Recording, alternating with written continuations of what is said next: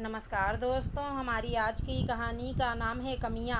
देखो जमाई राजा, ये मत सोचना कि हमने अपनी बेटी दी है तो तुम हमें पैरों के नीचे दबा के रखोगे और हम चुपचाप तुम्हारी नाजायज़ बातों को सुनते रहेंगे।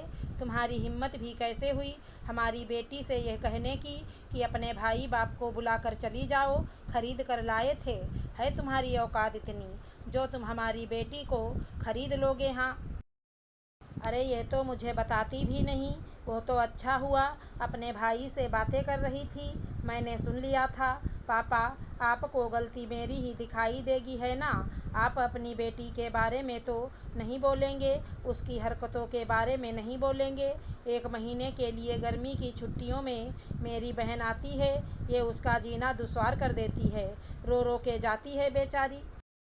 एक बात बताओ, 11 महीने तो मेरी बेटी में कोई कमी दिखाई नहीं देती है।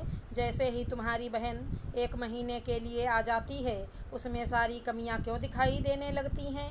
ऐसा क्या हो जाता है उस समय जो ऋचा में इतनी कमियां फट जाती हैं, जो तुम्हारी माँ को भी दिखाई देने लगती हैं, तुम्हें भी दिखाई देने लगती हैं, तुम्हारी बहनों को भी दिखाई देने लगती हैं? इससे पहले ना तुम्हारी माँ से कोई शिकायत मिलती है, ना तुमसे शिकायत मिलती है। तुम भी बड़े खुश रहते हो। सीधी सी बात है ना पापा, इसे मेरी बहन ही पसंद नहीं है। जब भी मेरी बहनें आ जाती हैं, ये अपना नाटक शुरू कर देती है। अच्छा, कौन सा नाटक शुरू कर दिया इसने? ज़रा बताना तो, आप खुद ही पूछ लो ना पापा।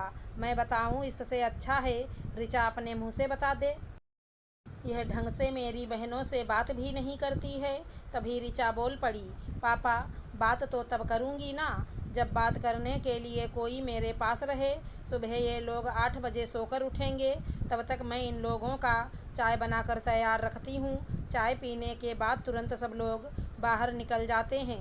बाहर गार्डन में जाकर चेयर लगाकर 2-2 घंटे, 3-3 घंटे ये लोग मीटिंग करते हैं।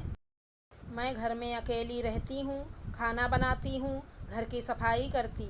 फिर यह लोग 11 बजे उठकर आएंगे, नहाकर खाना खाकर दोबारा से दीदी माँ जी के कमरे में घुस जाती हैं और वहीं पर 4 बजे तक बैठकर उनकी बातें होती रहती हैं। और अगर मैं दोपहर में फ्री टाइम में उनके पास बैठने के लिए चली जाऊँ तो ये लोग बिल्कुल ही शांत हो जाते हैं। ऐसा लगता है कि कोई बातें ही नहीं हो रही, सब सो रहे हैं। फिर मैं क्या करूँगी आप बताओ? और अगर मैं कुछ भी अपने मन से खाने को बना दूँ तो ऐसा हो ही नहीं सकता कि ये लोग तारीफ़ की तो बात ही दूर है, उसे सही से खा पी लें। जितने मुँह उतनी बातें, जितने मुँह उतनी कमियाँ। एक तरफ से मैं इस घर में पूरी तरह से इग्नोर की जाती हूँ। यही माँ जी हैं, ये बहुत अच्छे से बातें करती हैं। जो कहती हैं मैं बनाती हूँ, जो कहती हैं मैं करती हूँ। फिर जाने इन्हें भी दीदी को देख कर क्या हो जाता है। यहाँ तक कि जो आपके दामाद हैं, ये खुद ऑफिस से आने के बाद माँ जी के कमरे में घुस जाएंगे। मतलब पूरा परिवार इकट्ठा होकर बातें करता है। मैं इस घर में बिल्कुल अकेली रहती हूँ, किसी को मेरी परवाह नहीं है और ऊपर से कमियां भी मेरे ही अंदर निकाली जाती हैं। और सबसे बड़ी बात राजीव, इन्हें भी जाने माँ जी की तरह क्या हो जाता है। ये बात बात पर मुझे डांटते हैं, वो भी सबके सामने बिना गलती के। ऐसा लगता है ये दिखाना चाहते हैं कि अपनी पत्नी को दबा के रखता हूँ। क्यों इतना झूठ बोल रही हो बहू? कब तुम आकर मेरी बेटियों के पास बैठी हो? अरे भगवान से डरो, इतना झूठ मत बोलो। बहू हो तो सुबह शाम किचन में काम लगा ही रहेगा। इसके बाद तो तुम पूरी दोपहर सोती रहती हो या फ़ोन पर अपनी माँ बहन से बातें करती हो। दिन भर तो तुम्हें फ़ोन से ही फुर्सत नहीं मिलती है, तो तुम मेरी बेटियों से क्या बातें करोगी? ऋचा के पापा लगातार सबकी बातें सुनते जा रहे थे। तभी ऋचा ने कहा, पापा, अब आप ही सुन लो कि मैं माँ से कितनी बातें करती हूँ। दिन में अगर मैं 5-10 मिनट के लिए मम्मी से बातें कर लेती हूँ तो इन लोगों को परेशानी होती है और सबसे ज़्यादा चिढ़ तो इन्हें दीदी से होती है। माँ जी को रिया दीदी से पता नहीं क्या चिढ़ है। जब भी उनका फ़ोन आता है, ये फ़ोन में ही इतना चिल्लाने लगती हैं, वो बेचारी डर के फ़ोन काट देती हैं। माँ जी का कहना है कि मुझे बिगाड़ने वाली और ये घर बर्बाद करने वाली मेरी माँ और बहन हैं, मेरे मायके के लोग हैं। अब बताओ मैं किस तरह से रहूं। तभी नंद पूजा भी राजीव से बोल पड़ती है, भैया जाने दो, शांत हो जाओ। अगर मेरी वजह से भाभी को दिक्कत है और इस घर में लड़ाई की वजह मैं ही हूँ तो मैं 2-3 दिन में ही चली जाऊँगी और अगली बार से आऊँगी ही नहीं। 1-2 दिन बाद माँ से मिलकर चली जाया करूँगी, लेकिन प्लीज़ आप लोग लड़ाई झगड़ा मत करो। देखिए पापा, देखिए मेरी बहन को बेचारी ससुराल से आई है और किसी दिन ऐसा नहीं जाता जिस दिन ये रोए ना, यही इज्जत है उसकी। देखिए पापा जी, अब और कुछ बाकी है आपको देखने के लिए? आज तो सब कुछ आपके सामने ही हो गया ना। माँ और बहन को रोता देख बोल पड़ा राजीव, हाँ दामाद जी, देख लिया, सब कुछ देख लिया, सुन भी लिया और समझ भी लिया।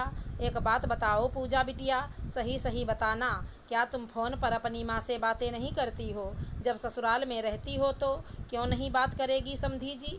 ये कौन सी पूछने वाली बात है, लेकिन उतना नहीं करती जितनी आपकी बेटी करती है। अच्छा, मतलब फिर आप भी अपनी बेटी का घर बिगाड़ती होंगी।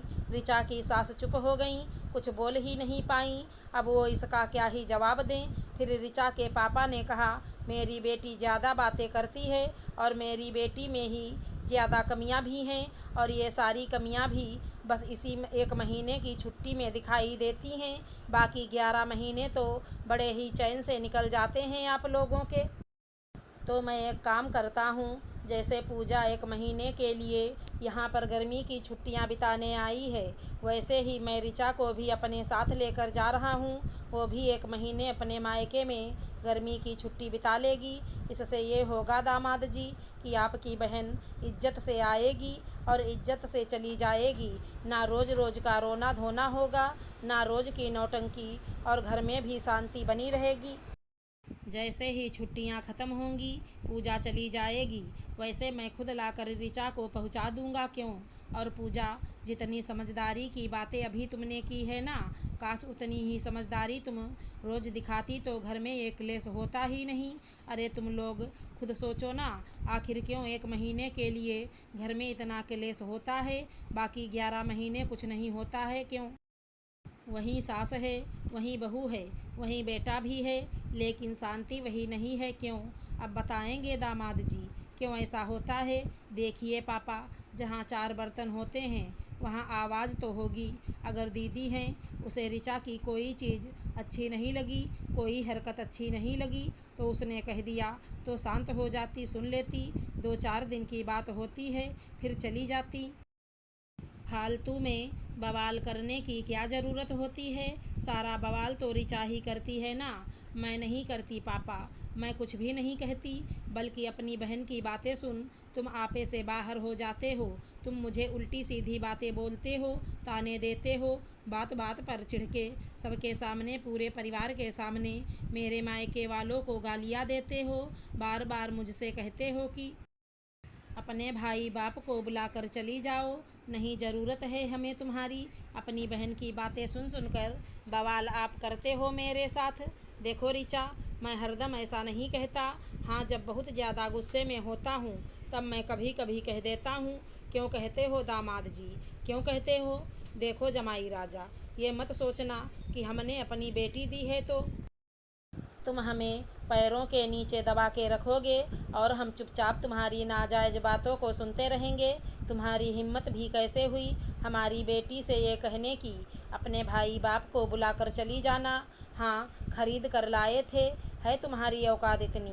देखो, हमें और भाई बाप की तरह मत समझना, जो अपनी बेटी को ससुराल में उसकी हाल में छोड़ देंगे। पारिवारिक मैटर समझकर छोड़ देंगे।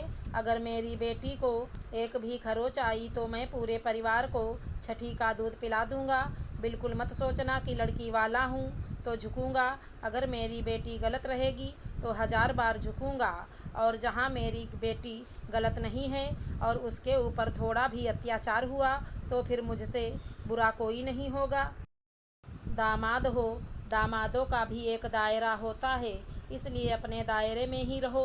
अगर दायरे से बाहर आने की कोशिश करोगे तो हमें भी समझाने में ज़्यादा टाइम नहीं लगेगा। ऋचा के पापा का गुस्सा देख सच में राजीव डर गया था।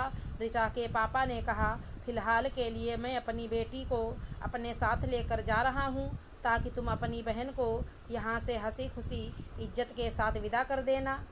क्योंकि मेरी बेटी जब तक रहेगी तब तक तुम्हारी बहन के चेहरे पर ना हंसी होती है और ना उसकी इज्जत होती है।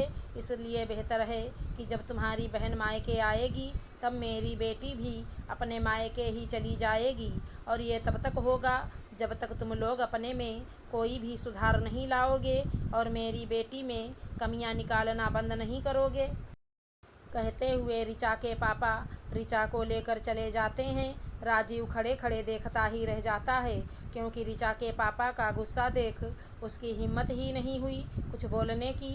राजीव को तो बिल्कुल ही एहसास नहीं था कि इतनी छोटी सी बात का इतना बड़ा बतंगड़ बन जाएगा। वो तो बस अपनी बहन के सामने ऐसे ही अकड़ दिखाता था कि वो अपनी बीवी को दबा के रखता है। उसके ससुराल वाले उससे डरते हैं, लेकिन आज तो उसकी सारी अकड़ सारा दिखावा ही निकल गया। साथ ही साथ उसकी माँ की बोलती भी बंद हो गई थी। दोस्तों, वैसे ऋचा के पापा ने सही किया। ज़रूरी नहीं है कि हम बार बार बेटी के ससुराल वालों से दबते रहें।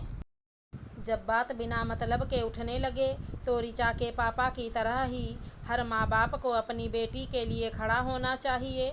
अगर हमारी कहानी पसंद आई हो तो चैनल को लाइक शेयर सब्सक्राइब करें। राधे राधे दोस्तों।